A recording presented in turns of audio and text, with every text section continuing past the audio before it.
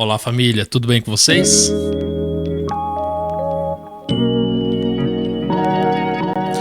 Comigo está tudo ótimo, graças ao nosso bom Deus. Estamos começando mais um vídeo aqui pelo Manual da Profecia, dando sequência.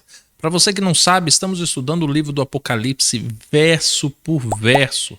Todo vídeo nós pegamos um fragmento, estudamos, contextualizamos. Para você que talvez nunca tenha conseguido estudar o livro do Apocalipse, ou tem dúvidas, ou tem medo, trata-se de um livro incrível. E ele é a revelação de Jesus Cristo, o seu ministério, a sua amplitude, tudo. Então, compensa muito para qualquer cristão ter a experiência de estudar o livro do Apocalipse verso por verso. E olha, hoje nós já estamos adentrando o capítulo 11 do livro do Apocalipse. Se porventura você não assistiu os outros vídeos, assista, vai te ajudar demais. Se porventura você não é inscrito no canal, se inscreva, porque assim você não vai perder os próximos vídeos. Já deixa um like, porque aí eu saberei que você gostou do vídeo. E se você puder se tornar membro do canal, então maravilha, ficaremos muito felizes, tá bom?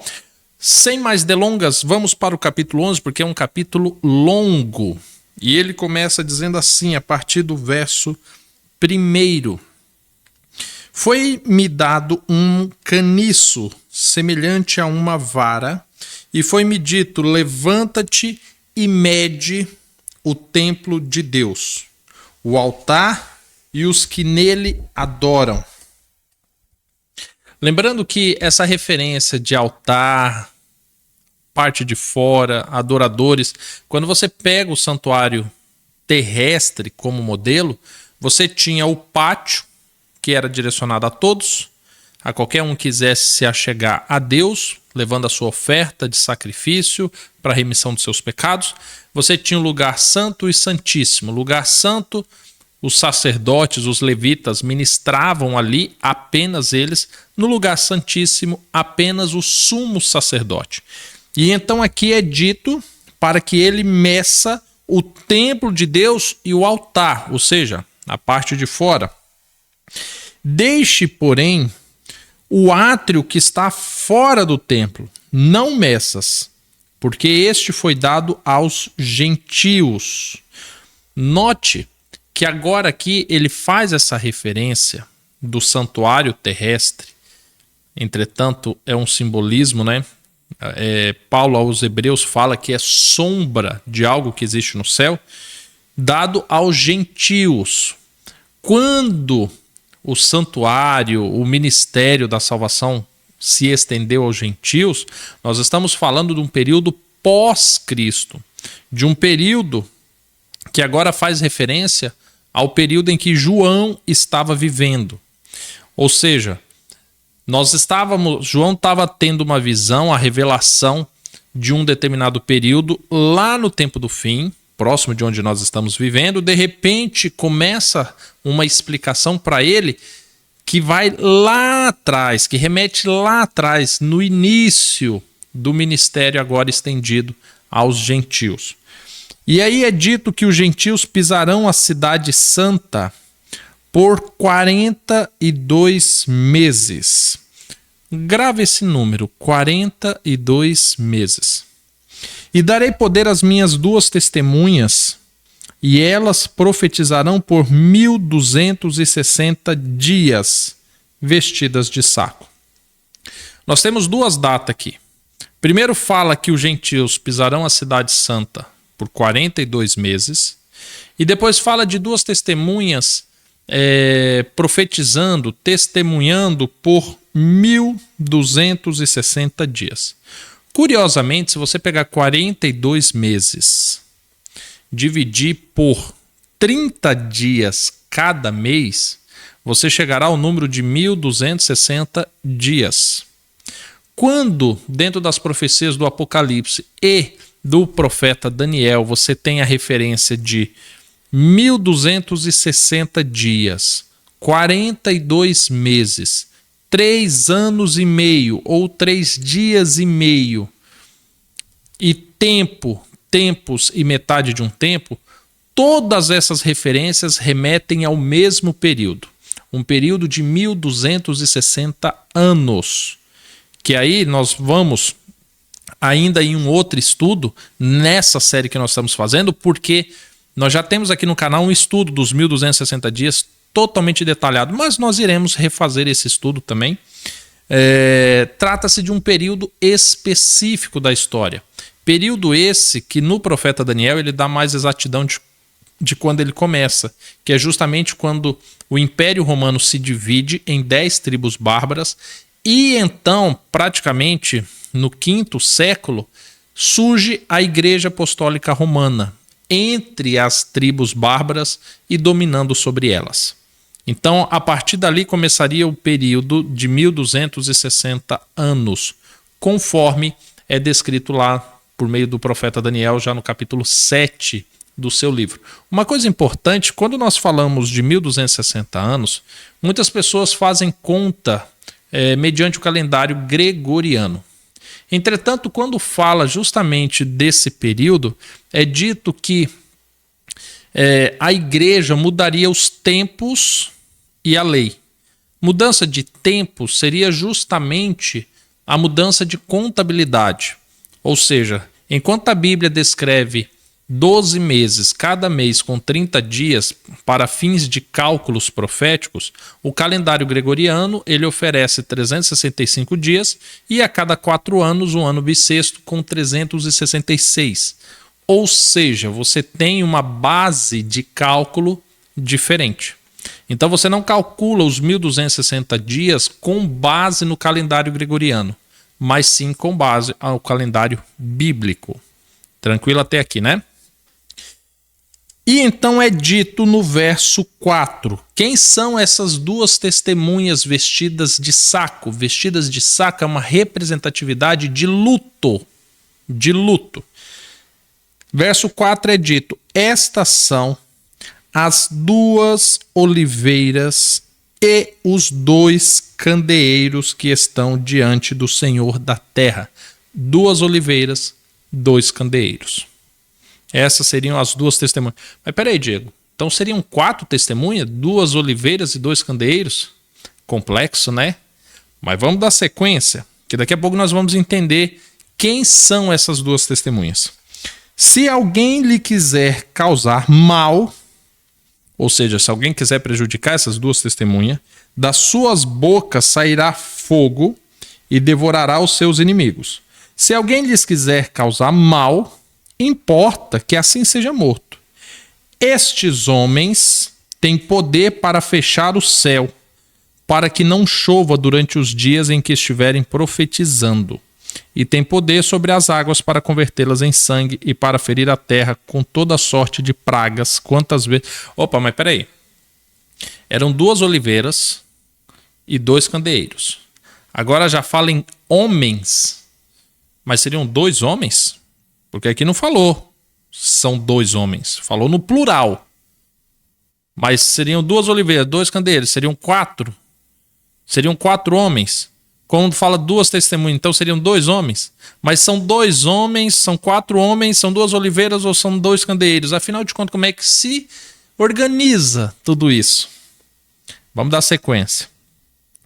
Quando acabarem o seu testemunho, a besta que sobe do abismo lhes fará guerra e os vencerá e matará. Ou seja, quando fala de besta... Agora nós já temos uma relação lá com Apocalipse capítulo 13 e Apocalipse capítulo 17. Ou seja, parte do entendimento deste estudo vai ficar quando nós chegarmos nesses 2 capítulos. Porém, é dito, elas vão testemunhar por 1260 anos e a besta que sobe do abismo fará guerra com elas e vencerá. Curiosamente... No Apocalipse 13 fala de uma besta que se levantou e por 1260 anos fez guerras de fato contra essas testemunhas e venceram. Então Apocalipse 13 completa o entendimento de Apocalipse 11. Eu digo isso para você porque existem inúmeras interpretações de Apocalipse 11, mas muitas das vezes a pessoa pega um verso específico e ignora todo o restante. Então, Seria possível nós interpretarmos dizendo que as duas testemunhas são só duas oliveiras, porque aí eu leio só essa parte. Ou é possível que outros digam que são dois candeeiros, eu leio só essa parte também. Outros dizem que são dois homens, Elias e Moisés. Por quê? Porque só lê o verso 6, então não precisa ler mais nada. Só que você vai observando que a compreensão do capítulo 11 requer todo o capítulo 11 e tem referências que nos levam a Daniel capítulo 7, que nos levam a Apocalipse capítulo 13, Apocalipse capítulo 17 e também o profeta Zacarias, que é o que nós vamos ler hoje. E aí no verso 7 é dito assim, no verso 8: os seus corpos ficarão expostos na praça da grande cidade. Numa grande cidade. Como é que chama essa cidade? Espiritualmente, ela se chama Sodoma. Sodoma e Gomorra, uma cidade cheia de pecados, desceu fogo do céu, certo? Mas é espiritualmente. Então não seria Sodoma. Tá bom. O que mais? Espiritualmente se chama Egito. Mas espera aí, Egito não é uma cidade, é um país. Certo, mas o Egito escravizou o povo de Deus. O Egito trouxe muito paganismo para Israel. O Egito foi de onde Deus libertou o povo. Ok, então espiritualmente significa uma cidade, um local com muito pecado, promiscuidade, escravidão, simbolicamente representa isso. Ok, dá para entender, né? Mas aonde que fica isso? É onde o seu Senhor também foi crucificado. Opa! Agora, onde o nosso Senhor foi crucificado, nós sabemos. Aí foi em Jerusalém. É o berço do cristianismo. Agora nós começamos a achar uma referência. Essa besta que perseguiu e matou essas duas testemunhas que testemunhavam de luto, elas foram perseguidas pelo próprio cristianismo. O próprio cristianismo perseguiu elas. Certo. Mas ainda não sabemos quem são elas. Homens, no verso 9, de vários povos, tribos, línguas e nações verão seus corpos mortos por 3 dias e meio e não permitirão que sejam sepultados. Isso daqui é interessante porque lembra que trata-se de um período que foi dado aos gentios? Os gentios foram enxertados em uma promessa. Agora é dito que os gentios verão esses corpos mortos, porque eles estavam pregando, né, testemunhando com panos de saco, de luto, e não vão permitir que eles sejam sepultados, ou seja, não vão permitir que seja lançado por terra esse testemunho. E não é só agora judeus ou o povo de Israel, mas são povos de toda a tribo, língua, nação, que levam esse testemunho adiante. E aqui fala o período de 3 dias e meio. 3 ciclos de tempos e meio. 3 ciclos de tempo e meio, que seria o equivalente a 3 dias e meio, é a mesma referência utilizada para tempo, 2 tempos e metade de um tempo. 3 ciclos e meio. Quando você transforma tempo, tempos e metade de tempo em períodos de ano, você também vai chegar no período de 1260 dias, que também equivale a 42 meses. Ou seja, o período em que essas testemunhas foram sepultadas não, né? Foram mortas, foram perseguidas, diz respeito a este período de 1260 anos, em que o próprio cristianismo perseguiu essas testemunhas. O próprio cristianismo. E aí no verso 10 é dito assim: os que habitam na terra se regozijarão sobre eles e se alegrarão, mandando presente uns aos outros, porque esses 2 profetas tinham atormentado os que habitam sobre a terra. O restante do povo da face da terra vão ficar muito felizes quando verem que essas 2 testemunhas foram abatidas. Vão ficar muito felizes. Por quê? Porque essas 2 testemunhas atormentam a humanidade. Espera aí, 2 testemunhas que atormentam a humanidade. elas atormentaram dentro do período de 1260 anos, que foram perseguidas pelo próprio cristianismo. Elas são 2 oliveiras e 2 candeeiros, ou 2 castiçais. Mas ela também representa homens com poder e autoridade. Quem que será isso? Quem que se encaixa nisso? E aí nós continuamos, verso 11. Depois daqueles 3 dias e meio, ou seja, depois de 1260 anos, depois desse período equivalente à primeira besta, o espírito de vida vindo de Deus entrou neles. Olha eles aí voltando. E eles se puseram de pé e caiu grande temor sobre os que o viram. Então ouviram uma grande voz do céu que lhes dizia: suba para aqui. E subiram ao céu em uma nuvem, e os seus inimigos os viram. E naquela mesma hora houve um grande terremoto e caiu a 10ª parte da cidade. No terremoto foram mortos 7.000 homens, e os demais ficaram atemorizados e deram glória ao Deus do céu. É passado o segundo ai. Aí é passado o segundo ai, o terceiro ai cedo virá. Esse momento em que essas 2 testemunhas sobem ao céu, antecedendo agora a terceira voz, né, a terceira trombeta, é justamente o período em que elas testemunharam e foram mortas, foram pisadas por 1260 anos. Passa-se um tempo agora, elas voltam à vida, ou seja, tudo aquilo que elas profetizaram se cumpre. E agora elas sobem ao céu porque elas serão exaltadas. Elas são testemunhas. Elas vão pegar tudo o que elas vivenciaram na terra e vão testemunhar no céu. E agora, diante do testemunho delas, cumpre-se o segundo ai, referente à 6ª trombeta. E agora virá a terceira, a 7ª e última trombeta, o terceiro ai, a terceira lamentação, o terceiro suspiro acerca do livro do Apocalipse. Mas nós ainda precisamos entender quem são essas 2 testemunhas que testemunharam, que atormentaram a face da terra, que a humanidade sentiu prazer e alegria quando ela foi calada, quando elas foram caladas. E que essas testemunhas voltarão a mostrar que a sua palavra, as suas profecias de fato se cumpriram. Quem será? O profeta Zacarias teve a mesma visão das 2 oliveiras e dos 2 candeeiros. E ele teve a explicação do que seria as 2 oliveiras e os 2 candeeiros. No capítulo 4 do profeta Zacarias, nós podemos ler a partir do verso 1, até para que você veja todo o contexto.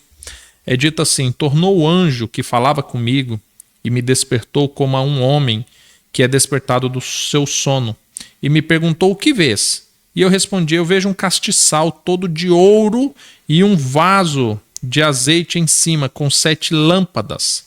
E há 7 canudos que se unem às lâmpadas que estão em cima dele. Junto a ele há 2 oliveiras, uma à direita do vaso de azeite e outra à sua esquerda. Então eu perguntei ao anjo que falava comigo: Senhor meu, o que é isso? Ou seja, ele viu. Aqui, na verdade, trata-se de um candeeiro dividido, meio que formando 2 peças, sendo 7 canudos, ou seja, 7 braços, e esses estão ligados a 2 oliveiras. Oliveiras é o fruto, ela vai dar o fruto que nós conhecemos como o azeite. O azeite é o combustível do candeeiro que produz luz. Quando nós falamos de oliveira, do azeite e deste candeeiro, no livro do Apocalipse nós já estudamos ele. Traz inclusive a representação desses seus 7 Espíritos de Deus. É uma representação do Espírito Santo e suas mensagens específicas. Só que não é apenas os candeeiros, porque também diz respeito ao azeite. E agora nós precisamos entender, na prática, o azeite e o candeeiro se tornam testemunhas em que aspecto? Em que aspecto que pode-se falar que o Espírito Santo é uma referência desses candeeiros e dessas oliveiras? e que por 1260 anos ele foi calado. E ele respondeu. Respondeu-me o anjo que falava comigo: não sabes tu o que é isto? E eu disse: não sei, meu senhor. Então ele me disse: esta é a palavra do Senhor, que está sendo direcionada a Zorobabel. E não é por força nem por violência, mas pelo meu espírito, diz o Senhor. Então as duas oliveiras e os dois candeeiros representam o Espírito Santo do Senhor transformado em palavra. Ou seja, é aquilo que se cumpre, é uma ordem de Deus. Segundo está aqui em Zacarias. Só que, quando nós vamos agora no verso 12, no verso 11, ele pergunta ao anjo: o que são essas duas oliveiras? À direita e à esquerda do castiçal. Ele vai sendo mais específico, porque ele quer entender isso. E nós também. Novamente lhe perguntei o que são aqueles dois raminhos de oliveira que estão junto aos dois tubos de ouro e vertem de si azeite dourado. E respondeu-me ele: não sabes o que é isto? E eu disse: não, meu senhor. Então ele disse: esses são os dois ungidos para servir diante do Senhor de Deus de toda a terra. Então, peraí.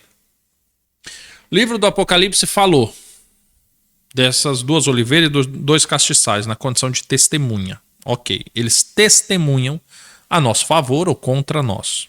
Perfeito. Lá também fala que eles representam homens, profetas, que têm poder de abrir o céu, de fechar o céu. Certo, mas aqui deixou bem claro que não são homens. É proveniente do Espírito do Senhor e a palavra do Senhor. Mas qual é a relação da palavra do Senhor, do Espírito do Senhor com homens? Aí fica fácil nós entendermos.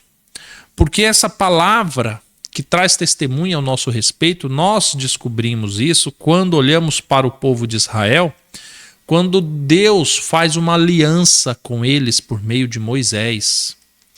É o Espírito do Senhor, é a palavra do Senhor, e tal conduta, tal aliança faria testemunho para aquele povo. Se eles cumprissem, eles seriam benditos, abençoados por Deus, os mandamentos e suas ordenanças.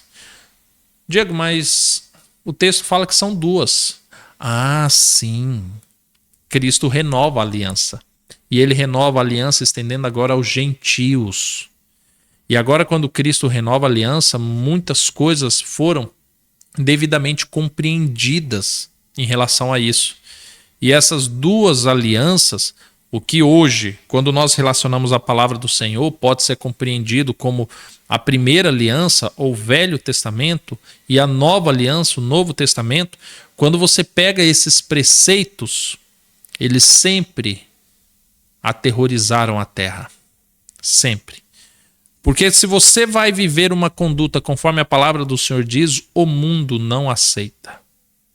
O que dizer sobre adultério, homossexualismo, roubo, idolatrias e tantos outros pecados que nós cometemos hoje, sendo que essas duas testemunhas sempre pregaram contra isso? E agora deixa-se bem claro que, da mesma forma que esses profetas, esses que viveram em torno disso, testemunhando acerca dessa palavra, eles voltarão à vida. Voltarão à vida como? Sendo visto por toda a terra que tudo aquilo que eles pregaram, tudo aquilo que estava na palavra, vai se cumprir. Agora pare e pensa. Até 2, 3 anos atrás, a nossa geração estava parada em um momento profético que não dava para se identificar onde nós exatamente estávamos. Aqui mesmo, dentro do Manual da Profecia, não vou longe não. Nós começamos a fazer estudos antes da morte da Rainha Elizabeth, vendo na profecia que a profecia trouxe com exatidão a morte dela.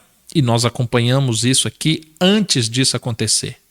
Ou seja, esse livro tem poder. De repente, começamos a vislumbrar e a estudar dentro das profecias o cenário de guerra entre o Oriente e o Ocidente, entre um cenário de guerra começando da Rússia com a Ucrânia e depois envolvendo todo um bloco de países. E é isso daqui, são as testemunhas que já falavam a respeito disso. Nós começamos a ver um cenário de guerra mundial, nós vimos a pandemia, conforme descreve a partir de Isaías no capítulo 23, um cenário pandêmico no mundo. E tudo isso proveniente dessa testemunha.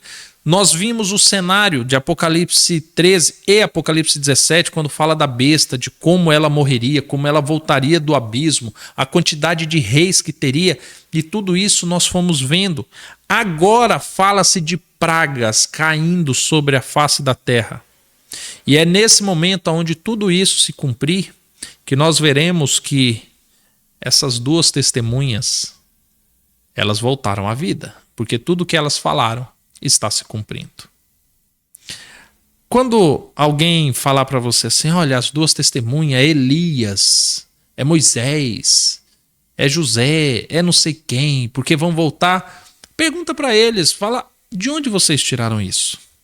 Por um acaso leram apenas um verso?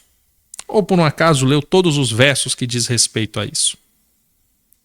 Questione, porque é muito cômodo alguém falar para você que essas duas testemunhas é Elias, é Moisés, são qualquer outras pessoas, porque assim não te traz uma obrigação de você ouvir o que essas duas testemunhas realmente falam, que é a palavra do Senhor, que é a primeira aliança e a nova aliança.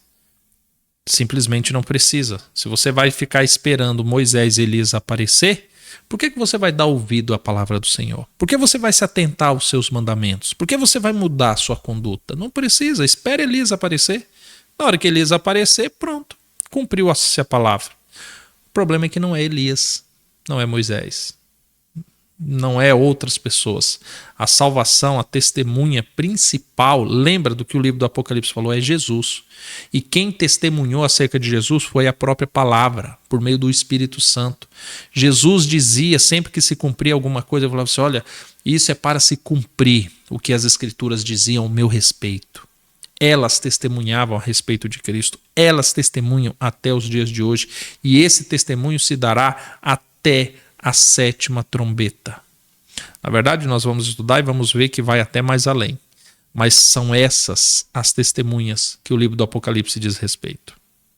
Espero que você tenha compreendido o estudo de hoje. Ele é um pouco complexo, é verdade, mas eu tenho certeza que o Espírito do Senhor te conduziu a toda a verdade, esclareceu um pouco mais a tua mente e você vai ser outra pessoa a partir desse vídeo. Pelo menos um pouquinho assim. E aí, vai deixar um like, vai se inscrever no canal, vai se tornar membro para ajudar esse vídeo a chegar a mais pessoas? Faça isso. E eu espero te encontrar num próximo vídeo. Fiquem todos com Deus. Até mais, tchau, tchau.